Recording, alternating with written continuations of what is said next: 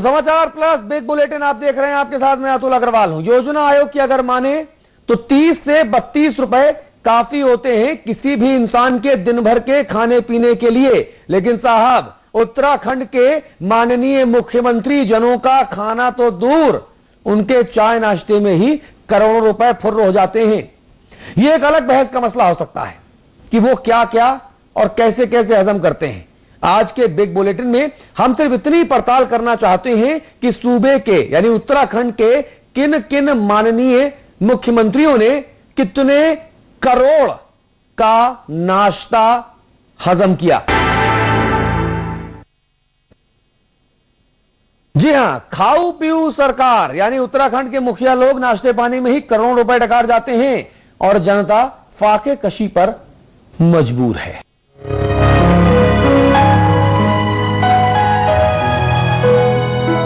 भूख बड़ी चीज है। इंसान 2 जून की रोटी के लिए क्या क्या नहीं करता, फिर भी ऐसा आज तक नहीं हो पाया कि सबकी भूख मिट गई हो, सभी घरों में चूल्हे हर दिन जलते हो। सच तो यह है कि आज भी तमाम लोग भूखमरी के शिकार हो जाते हैं, यानी उन्हें खाना मयस्सर नहीं हो पाता है, वो भी कई कई दिनों तक। ये तो रही समाज के एक तबके की बात, यानी आम जनता की। अब हम उसी समाज के दूसरे तबके की बात करने जा रहे हैं, यानी खास जनता की, जो राजधानी में सरकारी आवासों में रहते हैं।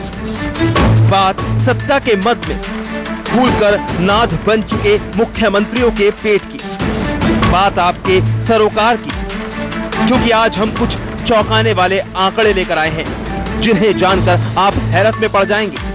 2011 में उत्तराखंड की प्रति व्यक्ति औसत आय सालाना 56,000 रुपए थी, यानी करीब 4,500 रुपया मासिक, जिसमें 4-5 लोगों के परिवार का भरण पोषण होता था।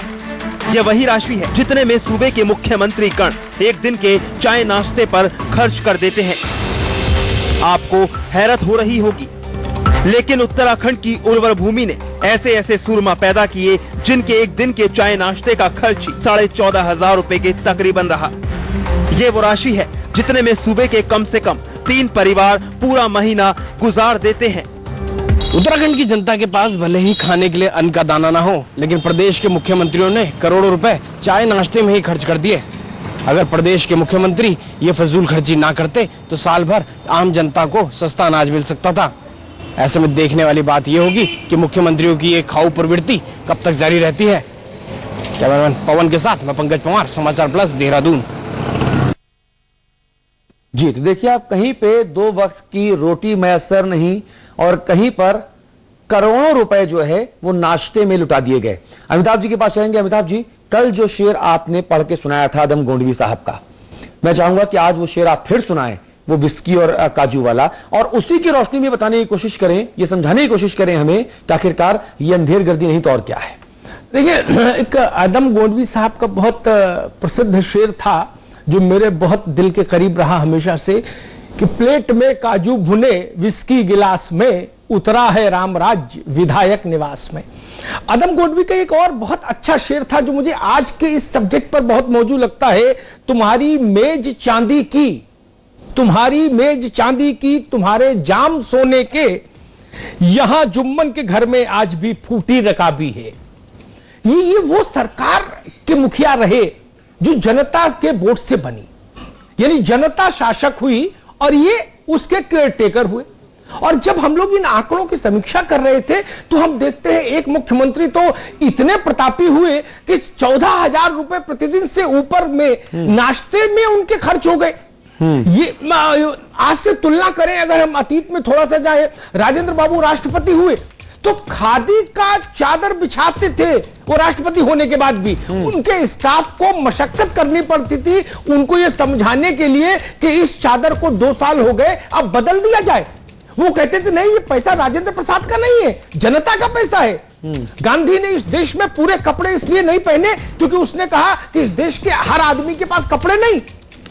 ये उस देश की हालत, ये उस प्रदेश की हालत कि जहां जनता के वोट से जो लोग कुर्सी पर बैठते हैं उनका विलासिता का कोई मतलब मैं कहूं कोई लक्ष्मण रेखा कहीं खींचना ही नहीं चाहते। लोग गरीबी से मर रहे हैं, पानी की बूंद को तरस रहे हैं उत्तराखंड में। ये स्थिति है, पलायन हो रहा है उत्तराखंड से। ठीक है, पहाड़ की पहाड़ खाली हो गए, गांव की गांव खाली हो गए, दिल्ली और तमाम दूसरे इलाकों में आके मजदूरी करके, चौकीदारी करके जिंदगी जी रहे हैं लोग। 2 साल में हुआ। हाँ, क्योंकि निशंक जी का नाश्ता तो पूरे प्रदेश का नाश्ता करके बीजेपी के लोग तो पूरे प्रदेश के जो जनहित के काम थे, जनहित को मिलने वाली सुविधाएं थी, वो सब सरकार गए। तो ये कोई बहुत विचित्र बात हमको नहीं लगती। 2 साल में और इनके रिकॉर्ड बनाए इन्होंने नाश्ते का कि 15 हजार रुपये प्रतिदिन का नाश्ता मुख्यमंत्री आवास के कार्यालय पर हुआ। तो इस प्रदेश के लिए बहुत ही दुखद अध्याय और चिंता का विषय भी है कि निश्चित रूप से यदि हमें जनता की पीड़ा की समझ नहीं है, हम अपने सुख सुविधाओं में जुड़े रहेंगे तो प्रदेश का विकास कैसे करेंगे। जहां तिवारी जी का 5 साल का कांग्रेस का कार्यकाल केवल 51-52 लाख खर्च होता है, वहीं बीजेपी के कार्यकाल में वही अमाउंट, वही राशि दोनों मुख्यमंत्री मिलकर 1.5 करोड़ के करीब पहुंचती है। तो अब क्या कहेंगे इसको? हम जनता के हित के लिए बैठे हैं या निहित स्वार्थों के लिए बैठे हैं? हम प्रदेश के विकास के लिए बैठे हैं या प्रदेश को डकारने के लिए बैठे हैं? ये तो इस आंकड़ों से साफ स्पष्ट दिखाई दे रहा है। खजानदार साहब, मैं आपके पास आना चाहूंगा, क्या इसकी दलील यह भी हो सकती है कि साहब चूंकि 2007 से लेके 2011 तक महंगाई इतनी ज्यादा बढ़ गई कि नाश्ता 4 गुना ज्यादा डकार लिया गया? देखिए, मैं कहना चाहूंगा, ये उत्तराखंड राज्य देवभूमि है और अतिथि देवो भव। यहां अतिथियों का सत्कार होता है, अतिथियों की पूजा होती है। बहुत अच्छी बात है। और जहां तक नाश्ते का सवाल है, अकेले माननीय मुख्यमंत्री जी ने नहीं किया, पूरी जनता आती है, पूरी पब्लिक आती है। अच्छा। उनको जिस हिसाब से जिसका कैडर होता है उस हिसाब से उनको चाय पानी जो भी व्यवस्था होती है वो किया जाता है। अच्छा। ऐसा कुछ नहीं कि कहीं भी किसी प्रकार का इसमें जो है एक खजानदार जी, मुझे बताइए, क्या नारायण दत्त तिवारी जी हों या भगत सिंह कोश्यारी जी हों या नित्यानंद स्वामी जी हों, क्या इनके कार्यकाल में जनता इनसे मिलने नहीं जाती थी? क्या ये तीनों, सुनिए, क्या ये तीनों जनता से दूर रहते थे या जो उनके घर आते थे उनको केवल पानी पिला के टरका दिया जाता था? अगर उस समय की बात किया जाए और अब की बात की जाए, आज महंगाई किस कदर पे आज मैं आपसे बोल रहा हूं, मैंने अपना पहला सवाल शुरू खजानदार साहब इसीलिए किया क्योंकि फेस सेविंग के लिए सिर्फ एक ही जवाब बचता है कि साहब इन्फ्लेशन रेट, साहब महंगाई। अरे महंगाई में भी क्या करोड़ों रुपए का नाश्ता खा जाओगे भैया?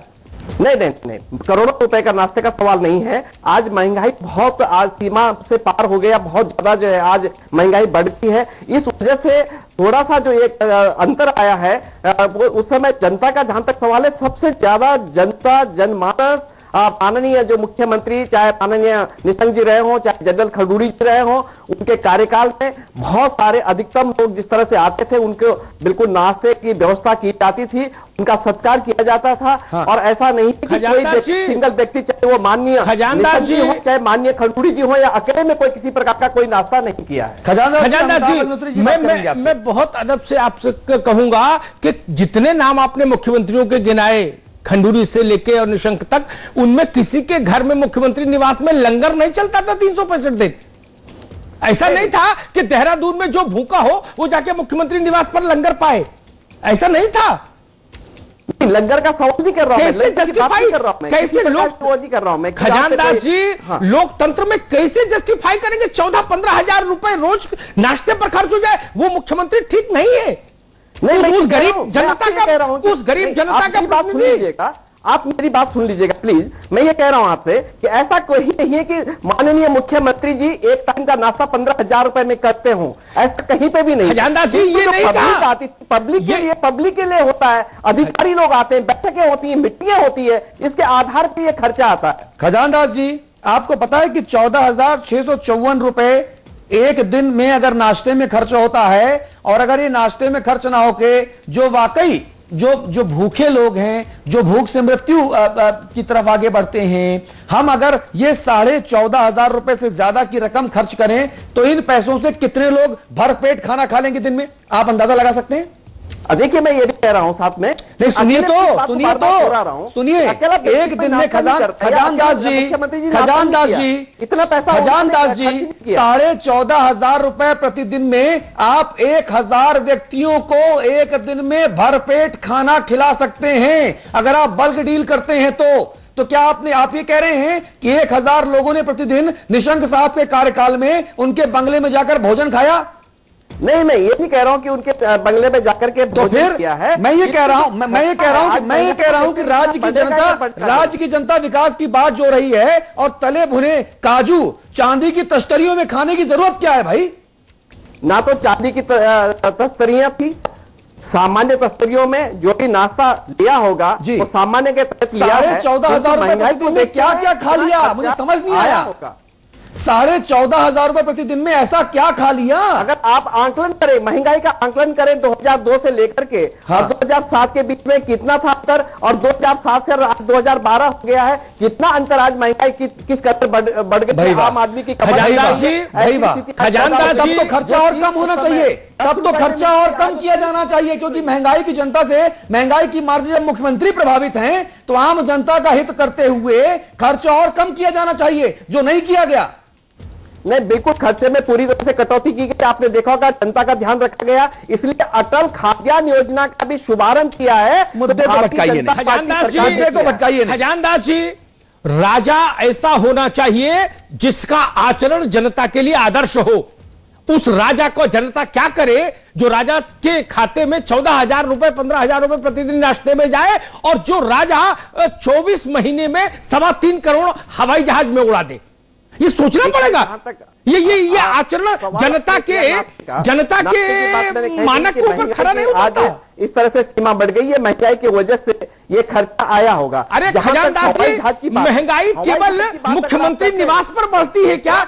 उत्तराखंड में दैविक आपदा आई है और दैविक आपदा ने पूरा जनजीवन को झकझोर करके रख दिया। तो उसमें नाश्ता ज्यादा कर लिया, हेलीकॉप्टर से दैविक आपदा में नाश्ता ज्यादा होने लगा, क्योंकि पूरा जो है हम अगर बात करते हैं, खजानदास जी बात सुनिए भी तो, दैवीय आपदा में भूख ज्यादा लगने लगी। खजानदास जी बात सुनिए भी तो, अपना अपना बोलेंगे, ये कोई मंच नहीं है, हम तो सार्थक बहस कर रहे हैं साहब, पूरी विनम्रता के साथ। अमिताभ जी को सुनिए। खजानदास जी, दैवीय आपदा में नाश्ते का बिल बढ़ जाए, ये तर्क कैसे समझ में आएगा? नहीं, मैं कभी नहीं बोला, मैंने दैविक आपदा के लिए नाश्ता का अवधि जोड़ा। आपने कहा है कि 3 करोड़ से ऊपर का खर्चा हवाई जहाज का आया है जी, मैं उसका जवाब आपको दे रहा हूं।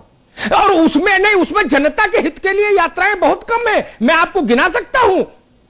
भारतीय जनता पार्टी के अध्यक्ष आते हैं सपरिवार 4 धाम की यात्रा पर, उनके साथ राज्य का जहाज लगता है। मैं क्लियर करना चाहूंगा, भारतीय जनता पार्टी के अध्यक्ष जी आए हैं, उत्तराखंड राज्य में आए हैं और 4 धाम की यात्रा की है, और वो निजी अपने निजी हेलीकॉप्टर। अच्छा, खजानदास साहब, उनके साथ राज्य का हेलीकॉप्टर भी रहा।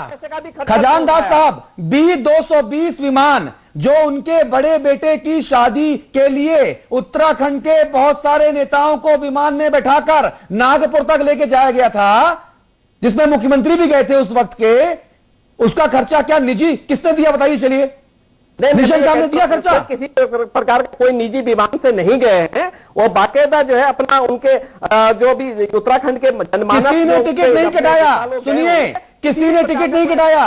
गडकरी साहब के बड़े बेटे की शादी में उत्तराखंड सरकार के पैसों से B-220 एक विमान हायर किया गया। उस विमान से उत्तराखंड के कई सारे नेताओं को नागपुर में शादी समारोह में लेके जाया गया, सरकार ने किया। जनता का क्या भला हुआ इसमें? जो विमान हायर किया गया उसका बाकायदा जो भुगतान किया गया, जो यात्री उसमें गए होंगे, उत्तराखंड के जो नेतागण गए होंगे, बिल्कुल भुगतान नहीं किया मान्यवर।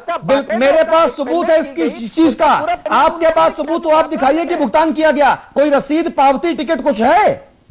बिल्कुल, इसका आपका पुख्ता प्रमाण दिया जाएगा, पावती टिकट का भी दिया जाएगा। मैं अपने संवाददाता को कब भेजूं आपके पास बताइए? आप भेज दीजिएगा, जब मर्जी तब आप भेज दीजिए। अरे अभी आप स्टूडियो में बैठे हैं, अभी साथी लेके चले जाइए और दिखा दीजिएगा। मैं इस खबर को तुरंत दिखा दूंगा चैनल पे। कैसी बात करते हैं भाई साहब? नहीं, ये ऐसा नहीं है कि बाकायदा जो किसी विमान को इतना हायर किया होगा, वहां गए होंगे उत्तराखंड के भारतीय जनता पार्टी के नेतागण गए होंगे, हमारे राष्ट्रीय अध्यक्ष के बड़े बेटे की शादी थी, तो ऐसा कहीं वो आपके राष्ट्रीय अध्यक्ष हैं, भुगतान पे गया होगा। खजानदास जी, B-200 खजानदास जी, आपने एक उत्तराखंड के एक प्लेन का नाम सुना जिसका नाम है B-200? B-200 वो उत्तराखंड का सरकारी प्लेन है जो नागपुर तक गया था। तो क्या सरकारी प्लेन को जो लोग गए थे उन्होंने पैसे दिए टिकट के?